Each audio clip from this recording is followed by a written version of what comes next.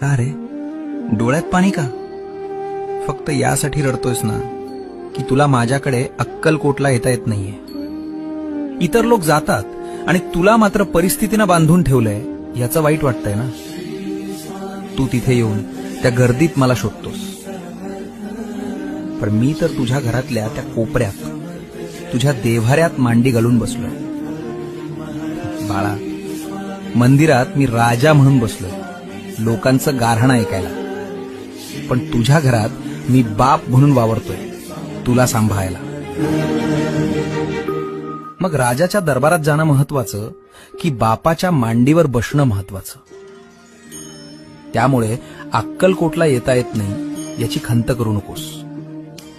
आत्ता याच क्षणी डोळे मिट आणि बघ, मी तुझ्या समोर उभा नाहीये, तर मी तुझ्या आत बसलो.